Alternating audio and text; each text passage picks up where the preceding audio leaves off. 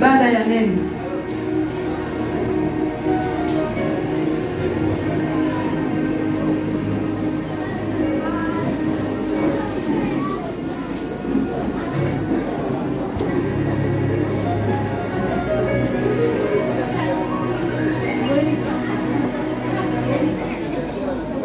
Nitafurahi sana kila mmoja atatafuta kiti ya kai. Huko mbele pia kuna viti, si lazima tusome tukae huko nyuma. Tunajaza hizi viti huko mbele kwanza. Masha, tupange hawa watu vizuri.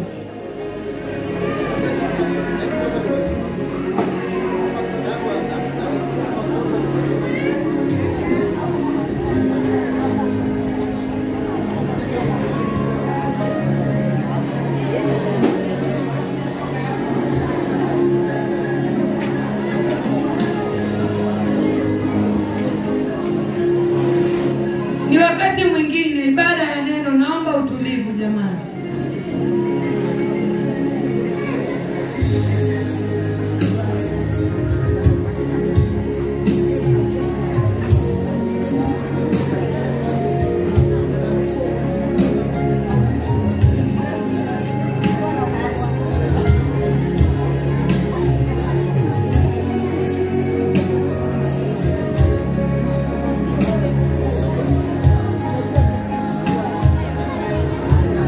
Amen. Bwana Yesu.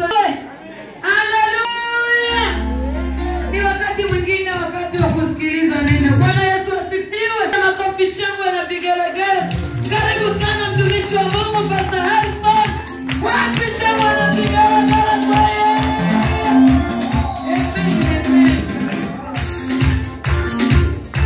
Haleluya. Haleluya. Lazima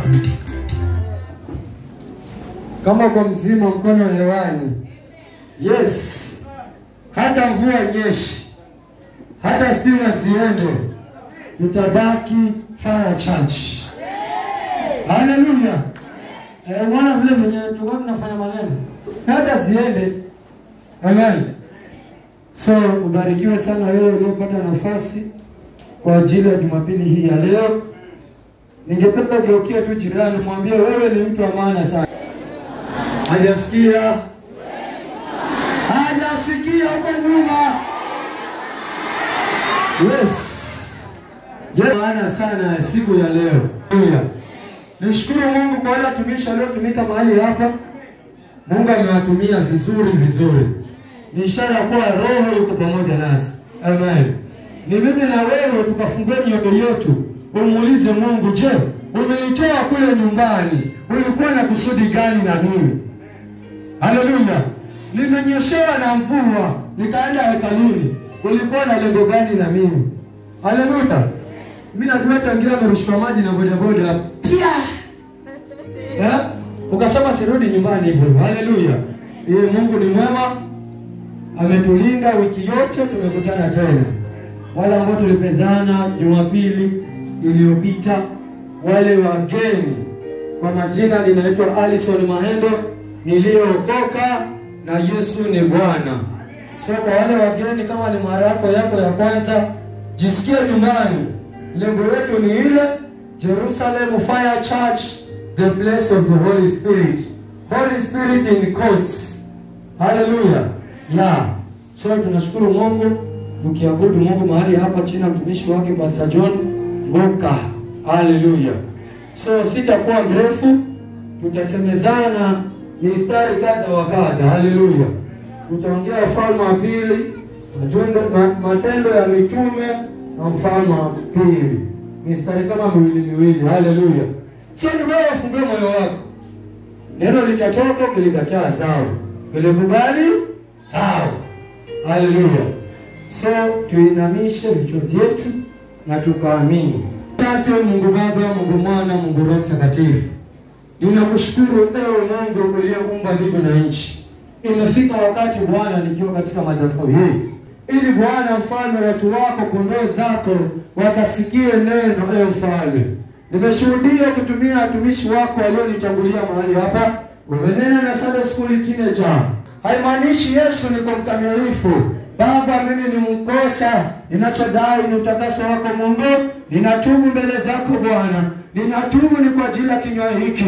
Ninatubu ni kwa ajili ya viungo hivi. Ninatubu ni kwa ajili ya fikra zangu. Ninatubu ni kwa ajili ya mawazo yangu Bwana. Ninaalika Roho wako sasa akanitangulie Masia, akaanze pamoja nami Bwana. Nitakapoona mwisho mwema, sifa na utukufu nitakurejeshea Baba. Asante Mungu maana unaweza. Ninaalika malaika zako wakashuke kila kona Baba, wakanishikie doria ewe Mfalme. Zile roho zinazoinakua neno zisifike katika mioyo ya watu Baba. Roho hizo tunazikemea, roho hizo tunazikamata, roho hizo tunazichoma katika jina la Yesu Baba. Nahitaji ulinzi wako wa kiroho katika kipindi hiki Bwana, nikidai utafsiri wako wa kiroho. Wacha nisiende kimwili, wacha nisiende kimwili, wacha nisiende kimwili, wacha nisiende kwa akili zangu, bali lile kusudio lako likatimie siku ya leo. Ninajua na lengo na kusudi. Utaleta watoto bure, utaleta vijana bure, utaleta teenager bure, utaleta wazee bure, utaleta wamama bure, wagonjwa watakuja bure, waliodharauliwa watakuja bure, waliokataliwa watakuja bure, walio na vifungo watakuja bure. Baba, shughulika mwenyewe sasa, maana naweza Mungu wangu. Katika jina la Yesu tunaomba na hata kuamini. Amen. So msomaji wangu, twende katika Ufalme wa Pili 6 kuanzia 1 hadi 6. Amen.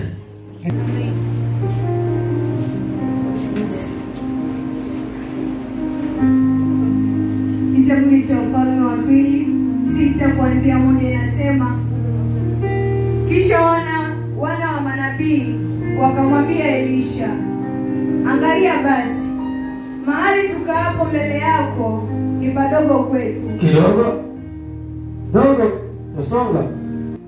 Wana wa manabii wakamwendea mtumishi wa Mungu wakamwambia, tazama, mahali tunapoishi, tunapopangalia hivi ni padogo mno.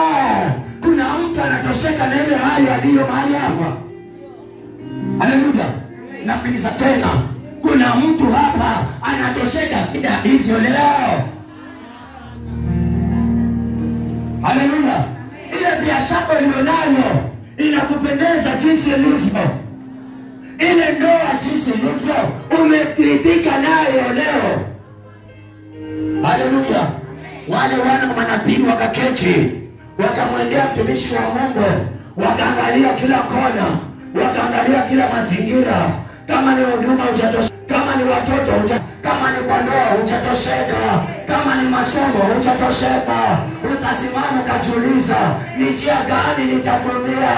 Wapendwa, nataka niwaambie, kila jambo linahitaji maamuzi, kila jambo linahitaji maamuzi. Ukichoka kudharauliwa, nenda kapambane.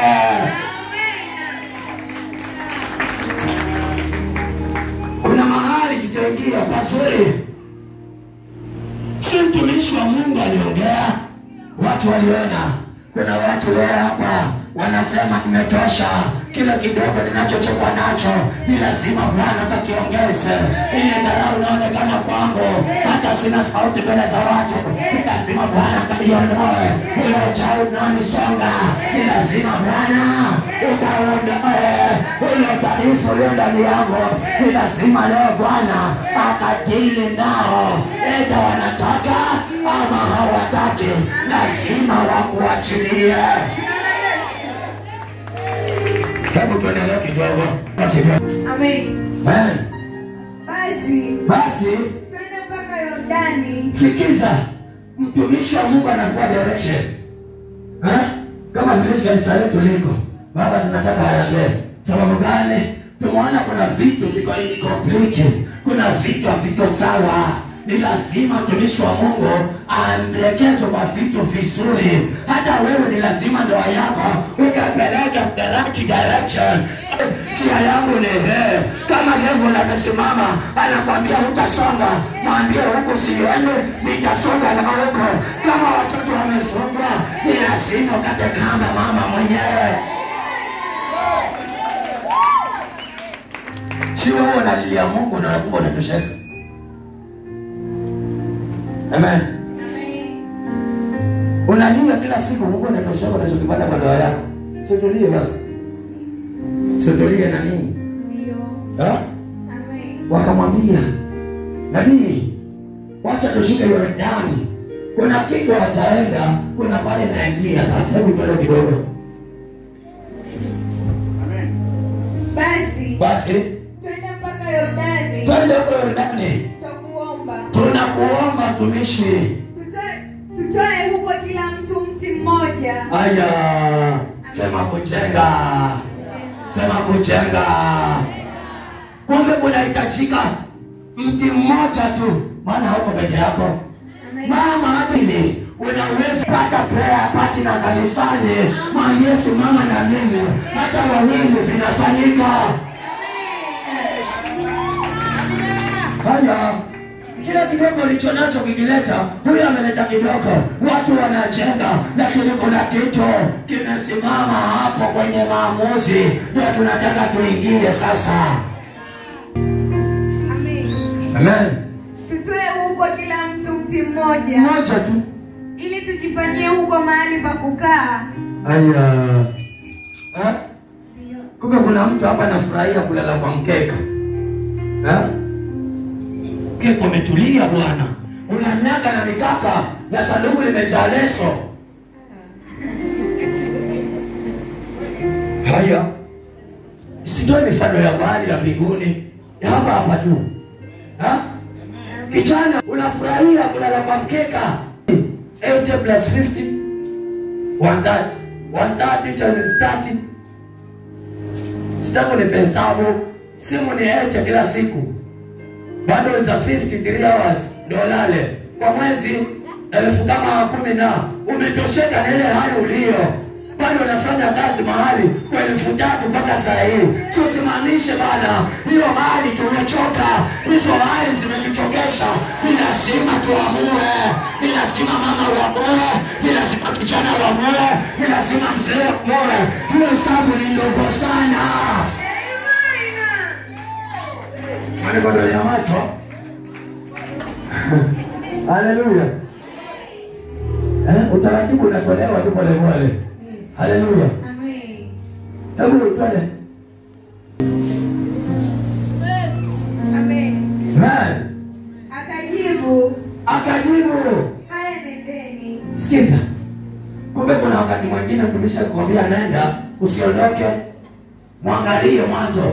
Amekubali ama anasema nenda maana hataki lawama. Haleluya. Hebu angalia kilichofanyika. Wale wana manabii walikuwa wajanja. Amen. Amen. Mmoja wao akasema sura ya kwanza ni mwingine anatoa maoni. Anasema nini? Uwe radhi basi. Baba, kabla utanituma nikafanya huduma kwanza. Maana yeye amesema nendeni, lakini wanajua hapa tukienda kama sisi tuwezenda tandikwa. Ukifungua biashara mama kama wewe utatolewa mama. Utatolewa. Ukienda kwa ndoa kama wewe itakushinda kijana. Baba kuwa radhi, hata huduma ifanye kama baba amekubali. Kama hajakuwa radhi, tulia huko nyuma. Akiwa radhi fanya huduma.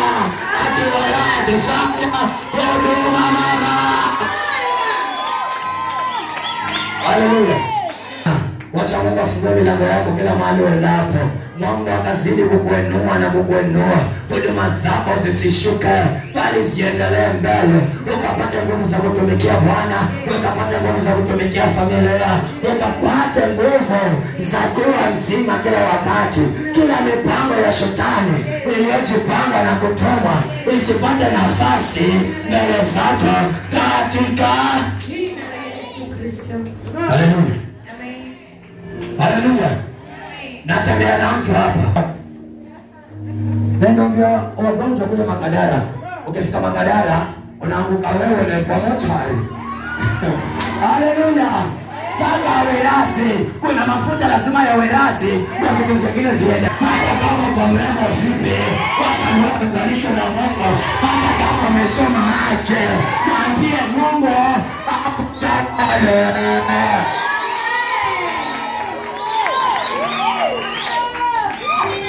Wewe shetani alisoma bwana.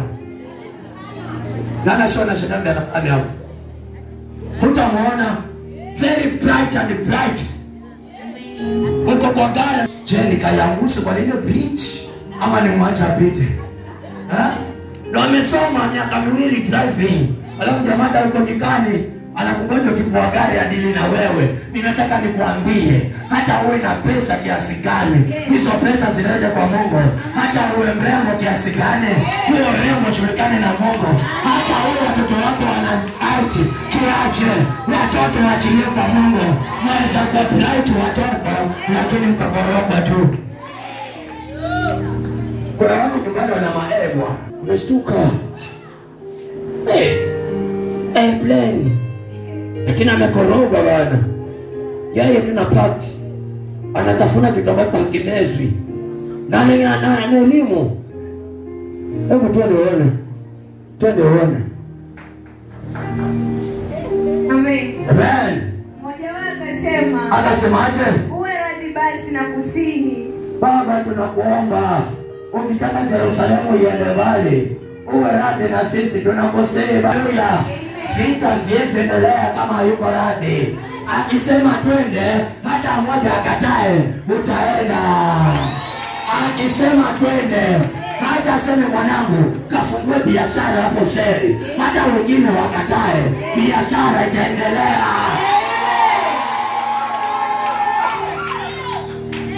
Aya.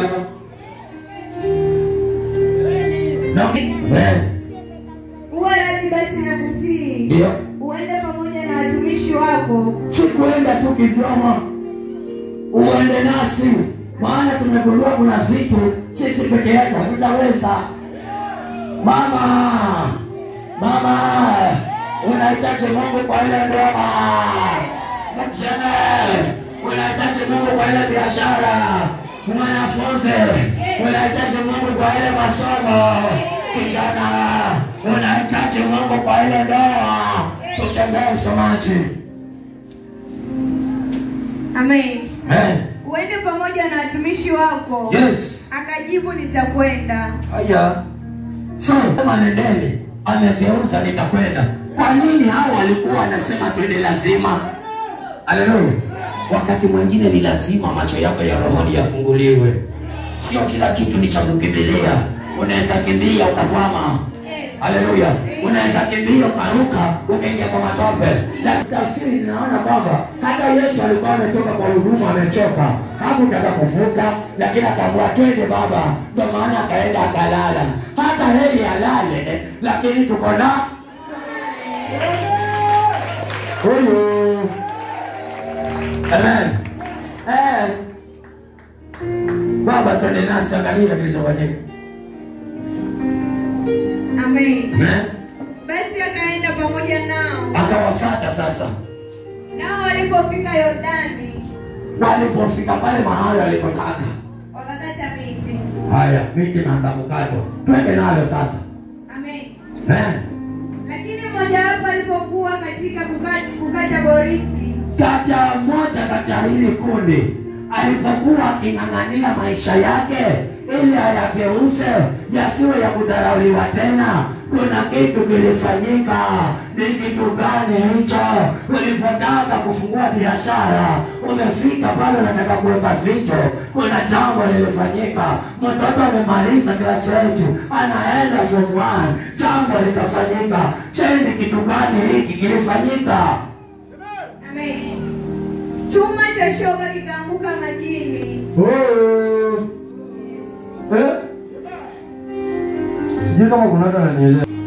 Yaani kile kitu ulichokitegemea kikuvushe katika maisha ndio kimekamatwa, tena ni cha chuma, kimerushwa kwa maji.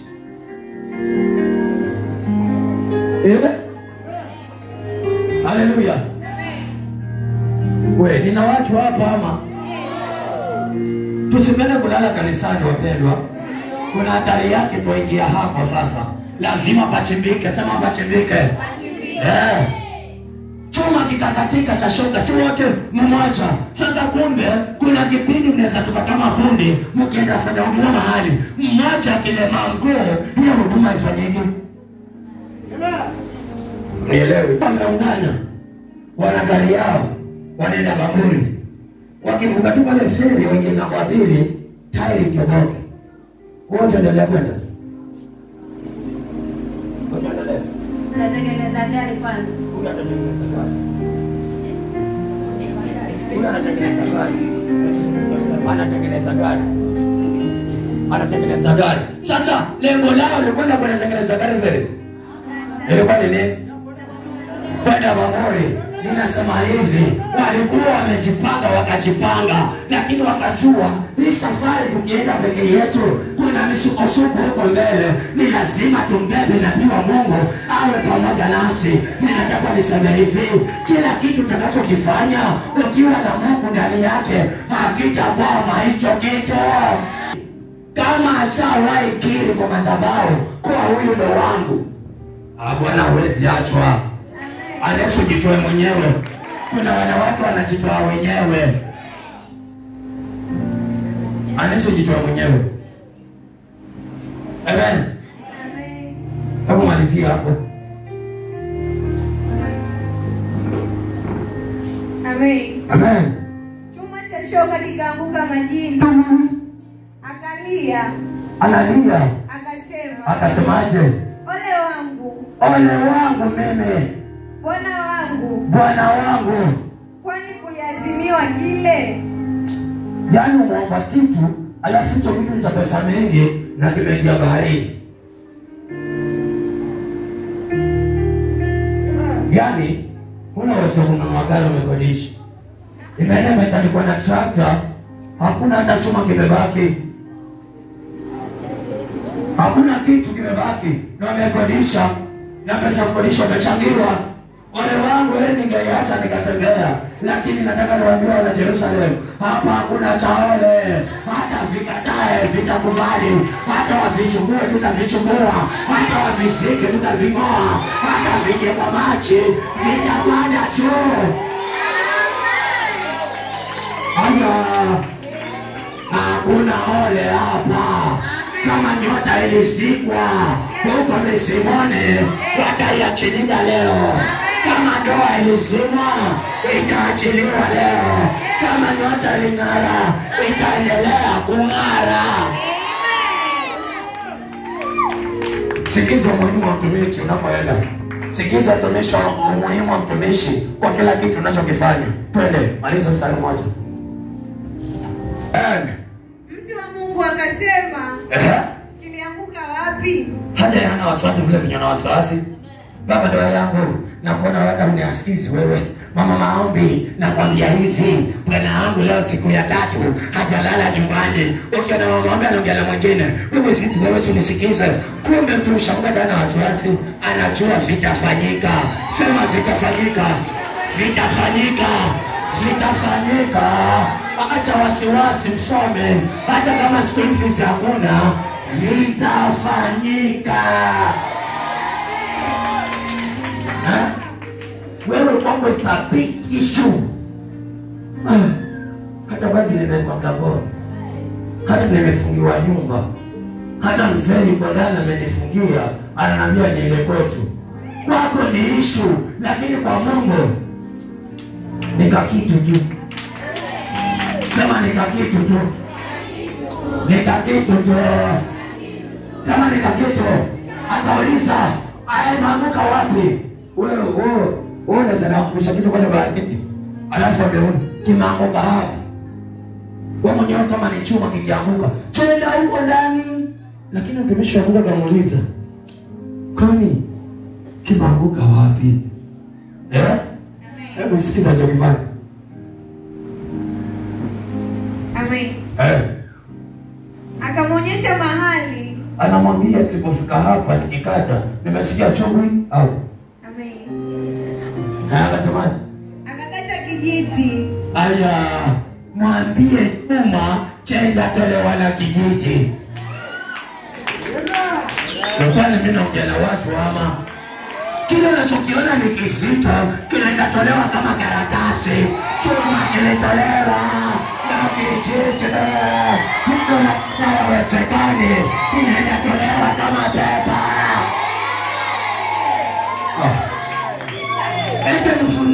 70,000 kwa mwaka school fees.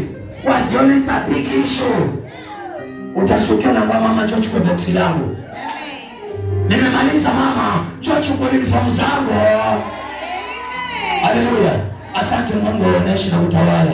Ninajua Bwana mfalme, mtumishi wako aliye katika madhabahu, unamjua vyema Bwana, imani aliyoibeba unajua vyema Masia, yale anayoyapitia unayajua vyema Baba. Tazama Baba, neno linaloendelea hapa ni kwamba chuma kiliinuliwa na kijiti, kila magumu anachopitia katika ndoa, katika maisha, katika jamii, siku hii ya leo tunayaleta kila ndoto zilizozimwa katika maisha yake, tunazifufua kila nyota zilizonaguliwa, tunazirejesha katika jina la Yesu, katika jina la Yesu. Kila mitego, kila kamba zilizomfunga tunazikata na kuzigemea katika jina la Yesu Kristo. Haleluya. Amen. Mumeielewa hiyo science? Ndio. Amen. Mwenendo unadhania huduma it's a big issue. Nitaje kuimba? Mwanzo nitafikaje pale mbele hata niimbe? Nitafikaje kwa mhuduma kama Pastor John? It's a big issue to you. Kwako ni mazito. Yes. Lakini Mungu anakwambia, njoo tu pole pole mwanangu. Unaniona kando yako. Yes. Unio shida ni moja. Ukiwa na wasafiri mama Jenta, usiangalie wale watu wanaofungiwa kwingine. Wacha nikupe shuhuda ambao ulijitokea katika maisha yangu. Nikiwa hapa kanisani, sijasema na mtu. Kuna siku nilikwama. Waje mwanangu kwama. Sitaki sana. Mimi nafanya kazi ofisini kueleza shida zangu.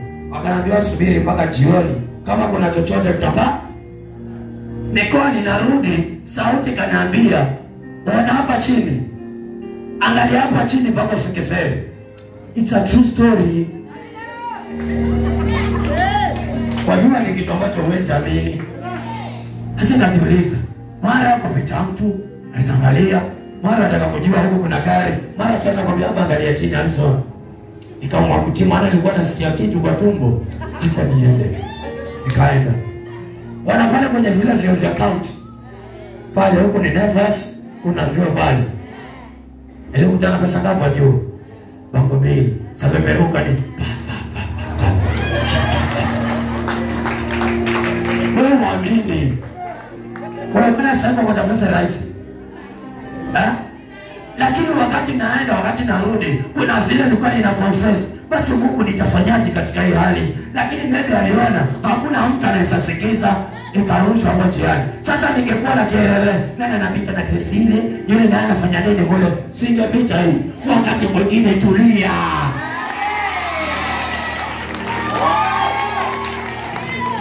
Tulia Bwana.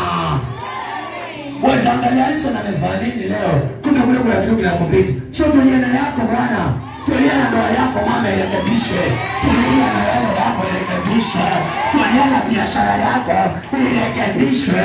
Tulia na huduma yako. Huduma mama Jeni ache hivyo hivyo.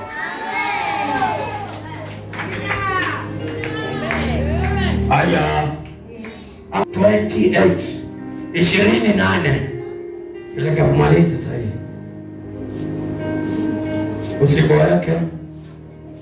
Amen. Ni kidogo tunatoka sasa hivi. Matendo ya Mitume 20 kuanzia 8. Inasema. Yasemaje hiyo? Palikuwa na taa nyingi katika orofa ile. Sema taa nyingi. Kuna mnashesa hizi taa. Hizi taa ni ngapi sasa baraka? Nyama mbele yake nyama sasa. Ni ngapi hizi taa? Amzituni. Kitu. Wewe hadi nitengeneze bana gao. Kwani kulikuwa na taa nyingi katika orofa. Haya. Apachi tu hapo. Ukiachwa ni wewe. Amen. Jilaumu mwenyewe mama. Twende. Palikuwa na taa nyingi katika orofa ile. Palikuwa na taa nyingi katika orofa. Sasa kwa sababu imepita hiyo. Amen. Tulipokuwa tumekusanyika, Kijana mmoja jina lake Yutiko. Ngoja. Hapa tumekusanya. Hapa na mataa, kuna mataa. Haya twende, kijana ametajwa. Sema kijana ni meme. Sema kijana ni meme. Sema kijana yake kama kwa mama. Sema kijana ni meme. Twende sasa. Amen. Kijana mmoja jina lake Yutiko. Alikuwa ameketi dirishani. Watu wa dirishani wako. Huyo kijana alikuwa anatazama mataa na ameketi dirishani. Haya twende. Amen. Akalemewa na usingizi sana. Oyo. Angalia macho, tayari kila mtu amejitasa. Akalemewa na usingizi sana. Kuna msemo ule Roma anasema uchinyegelewa unakopwa, uchilala unaiwa. Sikota usiri mimi. Elewe. Kuna ile hali ya kuwa hujalala lakini macho ni mbele. Mtu anaomba jirani washtuka kwako. Sasa hivi unaweza kwa hivi. Anifungie nyanya hapo za 20. Ufunge alafu mbele nenda. Lakini ukilala sana zinachotwa. Nimetafsiri si ndio? Ukilala sana waibiwa, lakini ukinyekelewa unakopwa. Sasa ukitana alikuwa maeneo yale, akatazama mataa mpaka mwisho, usingizi ukambe. Endelea. Amen. Man. Akalemewa na usingizi sana. Sana. Hata Paulo alipoendelea sana kuhubiri. Yaani huko mtumisha na anawaka.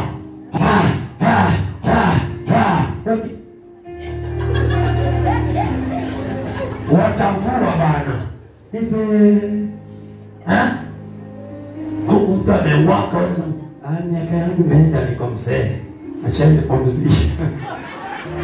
Twende. Amen. Hata Paulo alipoendelea sana kuhubiri. Paulo anahubiri akazidiwa na usingizi wake. Mwanzo kani mhubiri anaendelea, usingizi ndio unamnyakua vizuri. Wakati mwingine, wakati vitu vinaharibika, wewe ndio unazidi kulemewa. Huduma inaenda. Yes. Kuna msamaha mwingine, wakiruma tunapenda. Yaani, sima, ni mwana unaenda hije na badamona. Haleluya. So juu vizuri. Na mwana mwisho akishuka mwana mtoto anaenda. Na nilikuwa naambiwa wakati sasa mtoto ndo anashikwa. Amba mama ndo yaenda hiyo. Naiona. Haya. Naiona. Paulo anahubiri, wamelala. Biashara ambayo inatoleka kwa hiyo. Naiona mama. Ukijabaki na chumvi peke yake, ukwambia kwa Pastor John, una zile nyanya kule dukani. Bado chumvi sasa. Haleluya. Mbona tunaamka wakati vitu vinaharibiwa? Haleluya. Wakati mwingine achana malaya wako mimi. Achana malaya wako mimi. Mama, ushaichukua hatua kwa Mungu, ukalilia yule bwana ukaona malaya umeshinda. Wachana, huko ndo kulala. Kulala si kufunga macho kanisani. Alafu kitu kimoja, wewe utalala, ukija kanisani ukiambiwa upone, wala umunane madhabahu, hamuna Mungu hapo. Sikiza kile ambacho maandiko yanasema lala mwenyewe. Alipoanguka akafa, watu wataka kumuua Paulo, eti Paulo anaua watu. Unaona ni maneno yangu tu uone. Kwani roho haiko hapa? Hakuna nguvu hapo, acha mimi nende kwa jeni. Ukija hapo alala. Sasa tumeshikamana tufanye hivi. Amka mama usilale, ndoa yako inaibwa. Ukilala lala, ikienda iende, sisi hatujali. Haleluya. Ikienda acha iende, sio melala mwenyewe. Twende tuongee na Paulo. Paulo akafanya nini? Yes. Akazidiwa na usingizi wake. Haya. Akaanguka toka ghorofa ya 3. Kuna watu washafanya kazi ghorofani hapo. Fikiria ghorofa na miko hapo. Kabla hajafika chini alikuwa ameamka. Atajiregesha. Tunaongea vitu reality. Umeponyoka kwa ghorofa, kabla ufike chini utaamka kwa njia. Je, utarudi juu? Lazima nifanyike nini? Wewe twende. Hili neno ni tamu. Tamu bwana. Kuna vitu vingine usishonoke.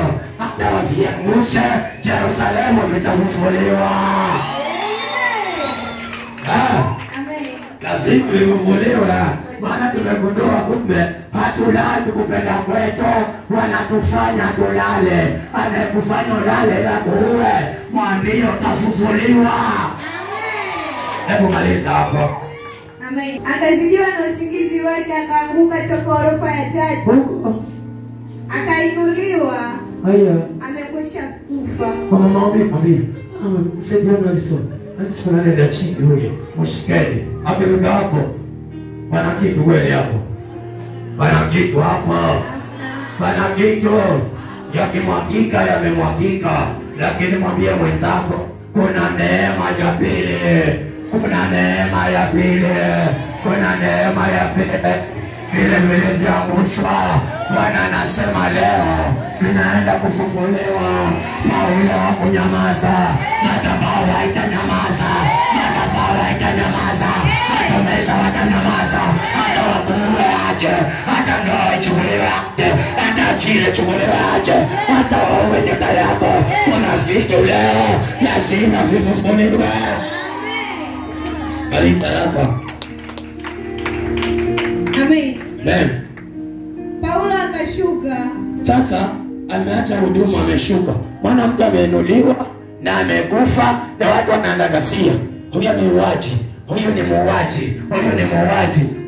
Mtu anahubiri injili, umelala, umekufa, unasema ni muuaji huyo. Ikabidi Paulo ashuke. Aliposhuka alifanya nini? Amen. Akamwangukia, akakumbatia. Mwanzo Paulo alipofika pale alimsalimia. Sema zile shida zinaenda kusalimiwa leo. Hebu salimia mwenzako. Huo ni mkono wa neema. Kila shida zikasalimiwa na malaika wa Mungu leo. Kama alikukamata wakakuachilia, kama alikuroga wakakuachilia, kama alikamata nyota yako wakakuachilia, kama alishika biashara yako wakakuachilia, kama alishika huduma yako wakakuachilia, kama alishika watoto wao waachiliwe, kama alishika ndoa yako yaachiliwe, yaachiliwe ya ndoa, yaachiliwe ya ndoa, yaachiliwe ya ndoa, yaachiliwe ya ndoa, yaachiliwe ya ndoa, yaachiliwe ya ndoa, yaachiliwe ya ndoa, yaachiliwe ya ndoa. Katika maliza. Amen. Asante Baba mfalme, unaishi na utawala. Bwana mtumishi wako niko mahali hapa chini ya mafuta ya madhabahu Bwana. Tazama imani aliyobeba kijana huyu Bwana. Ninamsongeza mbele yako Bwana. Jinsi wale watu Bwana waliposikia lile neno la Paulo, na mmoja anasemekana aliongoka kutoka ghorofa ya 3 hadi chini, lakini Paulo alienda ukamsimamisha chini, ukamsimamisha tena. Kila vitu vilivyozikwa, kila vitu vilivyokatwa, acha vikamee tena. Kila vitu vilivyokolewa, acha karegeshewe. Kila vitu vilivyobanwa, acha vikaachiliwe. Kila kifungo kwa maisha, acha akaachiliwe, akafunguliwe katika kwamba siku ya leo Baba, hii mafuta kachemke kwake. Kama kuna huduma zilishuka, kama kuna mipingo iliichiliwa Baba, kuanzia leo tunaingia kwa anga zake na kuna kuwa Baba kila madhara haya, kila wachawi Baba, kila mara yote Baba, na sio kwa yake Baba, sote tunazikemea. Huduma yake Masia, familia Baba, watoto wake Masia, watoto wake Baba, kazi zake kule malaliko, ninampa kibali leo. Ni mafuta sifunguliwe kwake, ni madhabahu kanene kwake katika Asante Baba mfalme, unaishi na utawala. Tazama kijana huyu Bwana amekuwa kijana wa Jerusalem Fire Church. Ni imani amebeba kulingana na neno lako Baba. Haimaanishi ni kwa mkamilifu tu, bali Baba amekuja Bwana, anajisongeza kwa hii madhabahu, nami ninamuunganisha na hii madhabahu. Mafuta yanafanya kazi yako Bwana, wacha yasipungue kwake Baba. Nyota yake Mungu kama ilizuiwa ikachiliwa Baba, ikachiliwe Masia, nguvu zake zote Baba, maisha yake yote Masia, familia yake yote Baba, kama kuna madhabahu Baba, siwezi saukoa Masia, kama kuna madhabahu Baba, sawa masikini Masia, sote tunazikemea, sote tunazikomoa, sote tunazikanyaga katika jina la Yesu Masia, mwana mkuresha mtoto. Asante Baba mfalme unaishi na kutawala. Baba nasongeza kijana mikononi mwako. Baba ziruka mpigania mfalme Mungu. Kamtawale Bwana mfalme katika maisha yake yote, katika changamoto zake zote. Changamoto zingine ni za mapepo, mara mengine ni ya kutoma. Kila mara ya kutuma na kujituma, wote tunakinyaga sasa, wote tunakinyaga sasa, wote tunakinyaga sasa. Kila mara ya maloshpa, kila mara ya wachawi, kila mara ya maloshpa, sote tunazikanyaga, tunazituma na madhabahu, tunazituma na madhabahu, tunazituma na madhabahu, katika. Asante Baba. Baba tazama kijana huyu, na mweka mikononi mwako Baba. Maisha anayopitia wewe unayajua vyema. Kuanzia leo kila roho iliyo ndani yake iwe ni ya kumlalisha muue, hiyo roho haina nafasi. Tunazikemea sasa kila roho za mauti, kila roho za mauti, kila roho za kuregesha nyuma, madhabahu za masikini, madhabahu za vifo, zote tunazikemea. Kila madhabahu kuchanganyikiwa, kila madhabahu kuregesha nyuma, madhabahu za kuhangaika, zote tunazikinyaga, zote tunazikamata, zote tunazikinyaga katika. Asante, tuendelee tumaji. Amen. Paulo akashuka akamwangukia. Sikiza. Jinsi alivyoenda ndio jinsi alivyofanya. Ndio pale ndani. Ndio jinsi kijiji kile pale ndani. Ile formula anayotumia ni kuachilia nyoka Misri. Nyoka Mungu aliachilia nyoka. Danieli alipotuma katika Akamkumbatia. Sema kukumbatiwa. Sema Mungu akukumbatie leo. Amen. Sema Mungu akukumbatie leo. Si biashara yako kumbatiwa leo, si ndoa yako kumbatiwa leo, si watoto wako kumbatiwa leo, si kazi yako kumbatiwa leo, si watoto kumbatiwa jamani, si madhabahu kumbatiwa na Mungu leo, si huduma yako kumbatiwe. Amen. Amen. Akamkumbatia. Akasema, msifanye ghasia. Maana ghasia nini kama si fujo? Fujo. Paulo alikuwa mwanamke kijana. Wakati umejisahau mama, upoteze kile ulichokitamani. Usilete ghasia kanisani. Usiseme tuache kila kitu tukuangalie wewe. Kila kitu kina utaratibu Bwana. Paulo hangeweza kuhuduria au acha kufuata wewe. Acha mwanzo huduma iishe, utahudumiwa mama. Tuache ghasia kanisani. Usiache kanisa kwa sababu ya ghasia. Eti natoka maana hakuna Mungu hapa. Wewe umekosa kuvumilia.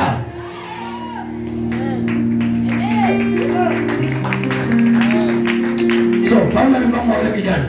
Sana mbuka mwenyewe. Anaamua msilete ghasia. Mara nyingine unaweza leta mkojo wako ni sawa kwa sadaka. Yaani wacha tuwafanye na Kristi. Kristi yuko hapa. After baba, yaani wako karibu, siseme hiyo ndo inaenda hivyo. Wako karibu. Anahudumia sana Yerusalemu huyu. Amejitoa. Asikie taita kuna anti yake ni mgonjwa. So akifika hapa ni kila kitu kiachwe. Angalia Kristi ni mwanzo. Mhudumia ni Kristi ni mwanzo. Maana huyo amekuwa karibu. Hiyo vitu ndio vinaendelea makanisani. Hiyo vitu ndio vinaendelea. Lakini nataka nikwambie, wakati unaona kumekwa kitu, tulia mwanzo, utahudumiwa kwa wakati wako. Usiharakishe vitu. Wewe sawa kimwili usipone. Mgonjwa wako anasema kimwili asipone, lakini akisubiri wakati wa Bwana akainuka kwa imani.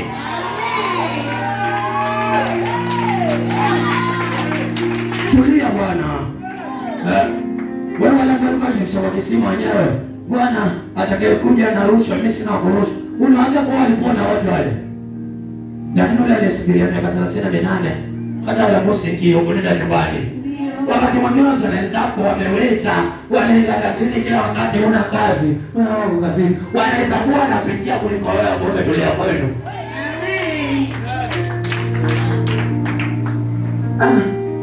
Na nini nimemwona wewe hicho kitengenezwa ni kikali. Wewe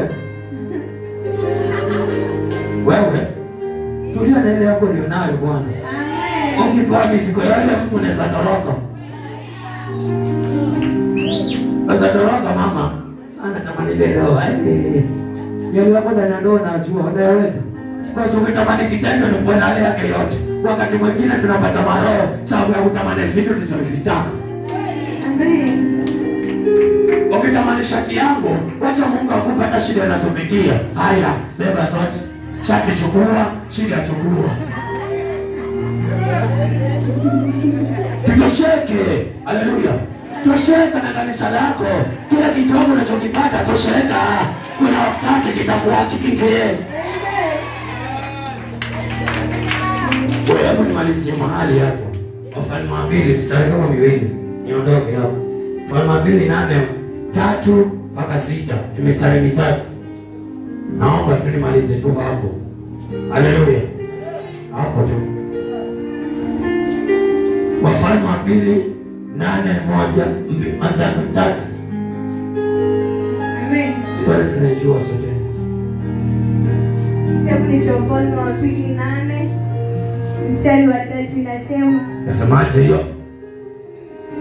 ikawa miaka 7 ilipoisha. Hata miaka 7 ilipoisha.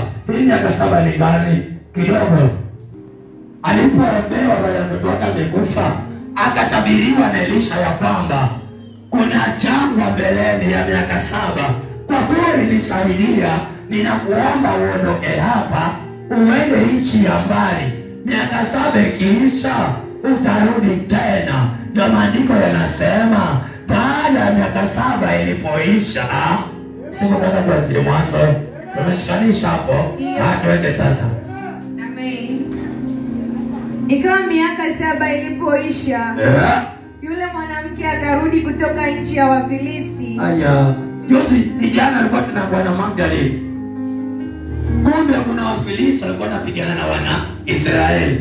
Hata Goliathi alikuwa huko. Sasa huyu mwanamke aliishi kwa maadui zake kwa miaka mingapi? 7, lakini hakuolewa. Ninataka niseme nini? Kuna wengine walishindwa kuishi vijijini sababu ya makese, sababu ya kukataliwa, sababu ya kudharauliwa. Ukaacha mashamba, ukaacha ndugu, ukaacha familia, umekuja Likoni unatafuta, lakini katika njia ya maficho. Sikiza neno sasa. Amen. Sikiza. Aliacha kwa mtawala ni Elisha. Amerudi Elisha yuko, ni habari tu bado zinaendelea. Lakini ni mfalme mwingine. Akasema kwa kuwa Elisha hayuko, sitanyamaza. Huyu aliye katika kiti cha Elisha nitamuelezea shida zangu. Sikiza shida. Amen. Amen. Akatokea mlilie mfalme kwa ajili ya nyumba yake na shamba lake. Haya. Basi mfalme alikuwa akizungumza na Gehazi. Alikuwa akiulizia, huyu Elisha nasikia kuna mtoto aliponya akiwa amekufa. Huyu mtoto alikuwa ni yupi? Wakiwa wanaelezana, mama mwenyewe akatokezea. Basi huyu ni mama, ninajua kuna watu hapa Jerusalem, they are living testimonies. Haukuja jinsi ulivyo, ulikuja kiwa wewe si mto, ulikuja kiwa na magonjwa, leo umekaa unaangalia. Sasa kumbe, mwanamke anajiandaa kueleza shida yake. Shida yake ndio kwa mezani inadiskasiwa. Kristi, unawapa unalia kila siku. Kumbe Mungu na malaika zake, ajenda yako ndio kwa meza. Kwani huyu mama jamani, huyu mama jamani, hili kanisa jamani, mbona linanigusa hivi? Wakati naona vitu viende, kumbe kanisa zima liko mezani kwa Bwana. Inasiku hili kanisa jamani, nataka nikwambie, kila kilichopotea,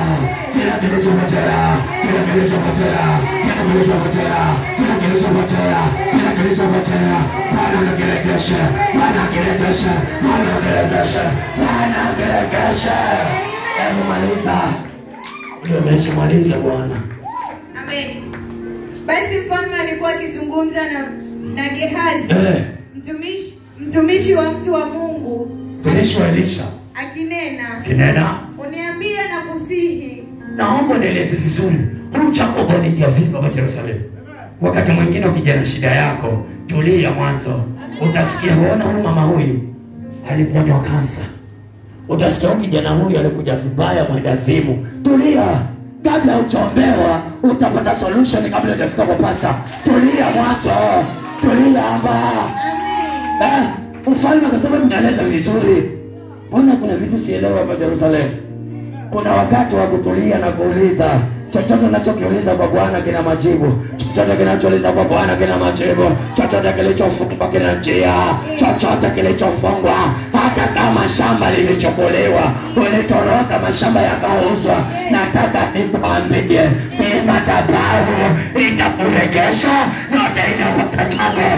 Hii madhabahu itakutetea. Hata kama utoroka, utarudi ukapako. Kuna mahali napapenda hapo. Kumbe mfalme alikuwa pata vizuri ile picha. Akasema sio wakati wa kutulia sasa. Jitayarishe kwa Bwana. Jitayarishe kwa Bwana. Kila unachokidai jitayarishe kwa Bwana. Jitayarishe, tayarisha moyo wako kwa Bwana. Mwambie Bwana aliko hapa. Maliza laini. Mambo makuu yote aliyoyafanya Elisha. Haya. Yuko. Wacha kuongea vitu vya future tense. Miaka 60 kuanzia leo. Si baba yetu kilopata mimi. Sijui kama nitakuwa. Lakini kitakuwa kwa roho ama kwa neema ya Mungu. Baada ya miaka 30, miaka 60 yake itakuwa na 90. Lakini kuna vitu mama maombi vifanye leo kwa moyo safi. Kuna kijana atakujeruhiwa hapa Jerusalem. Na hawa anaelezwa stories za mama maombi zilivyokuwa. Huyo mama alikuwa mama wa hivi. Huyo Pastor John alikuwa ni pastor hivi. Kuna vitu ni misingi vinawekwa na vitaokoa vizazi vyetu. Mama eka misingi na familia yako. Itakuja okoa wachukuu wako. Utasikia nyanya alikuwa hivi. Babu alikuwa hivi. Shangazi alikuwa mcha Mungu. Na wafuate wapo na kufuata. Amen. Umalizia hapo. Sijui kama naeleweka. Amen. Amen. Ikawa alipokuwa katika kumwambia mfalme jinsi alivyomfufua mtu aliyekufa. Tazama. Huyo mwanamke aliyemfufulia mwanawe. Yule mama aliyeponywa ule ugonjwa, alimlilia mfalme kwa ajili ya nyumba yake na shamba lake. Gehazi akasema, Bwana wangu mfalme. Huyu ndiye mwanamke. Huyu ndio yule mama. Amen. Na huyo ndiye mwanamke. Ndio yule mwanamke. Na huyo ndiye mwanawe. Na huyo ndiye aliyefufuliwa. Ambaye Elisha alimfufua. Sikiza, kila shuhudi ikafufuliwa leo. Kila shuhudi ikafufuliwa leo. Kama unataka mtoto, wacha ifufuliwe hiyo. Kama unataka ndoa, wacha ifufuliwe hiyo. Kama unataka kuenda ng'ambo, wacha ifufuliwe hiyo. Kama unataka kusoma kijana, wacha ifufuliwe hiyo. Sio lazima kufufuliwa. Sio lazima kufufuliwa. Usiketi bwana. Maliza. Amen. Amen. Na mfalme alipomuuliza yule mwanamke, ikabidi sasa akamweleza tena. Basi mfalme akamtolea akida. Wewe sema akida. Akida. Akasema mrudishie yote aliyokuwa nayo. Ulivyoviacha kijijini vikachukuliwa. Wacha Bwana akurejeshe yote. Nataka niongee kitu hapo kwa tafsiri zaidi. Nasikia kuna wengine wamepambana na mwanaume akiwa hana kitu. Mkanunua kuku, akazaa kuku, mkamuuza, mkanunua mbuzi, mkauza mbuzi, mkanunua ng'ombe. Nataka nikutabirie, hilo jasho linalitoa kwa wale kuku, lazima Mungu akalipie.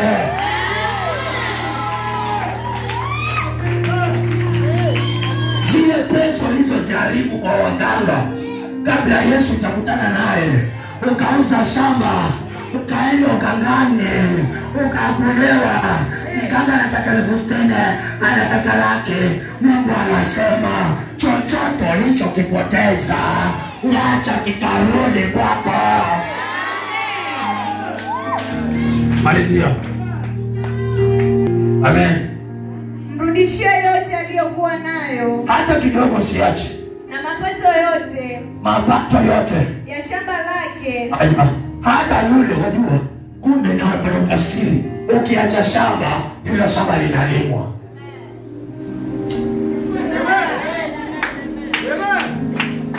Ukiacha shamba kule nyumbani, wewe uko Mombasa lakini ulitoka nyumbani, hilo shamba lako kumbe linalimwa. Unaambiwa kila mazao yanayotoka kwa hilo shamba lako ni lazima uje upewe. Yeyote aliyefanya kazi akadhulumiwa, ni lazima hiyo pesa ikufikie hata kama utachelewa. Haleluya. Haleluya. Haleluya. Haleluya. Haleluya. Usiache wala kitu. Mwana Jerusalem nataka kuambie, chochote ulichokipoteza mikononi mwa wachawi, mikononi mwa waganga, mikononi mwa matapeli, Bwana anasema leo kitarudi kwako kwa furaha tele. Kama ni watoto walinyakuliwa, mama, kipe moyo, watoto watarudi sawa. Kama kijana masomo yako yalipendelewa, kipe moyo msonde, masomo yatarudi. Kama ni mama ilinyakuliwa, tazama ndoa yako wanateregesha. Kama ni kazi inapita, hiyo kazi Mungu anasema itarudi ya furaha katika jina la Yesu. Mbarikiwe jamaa.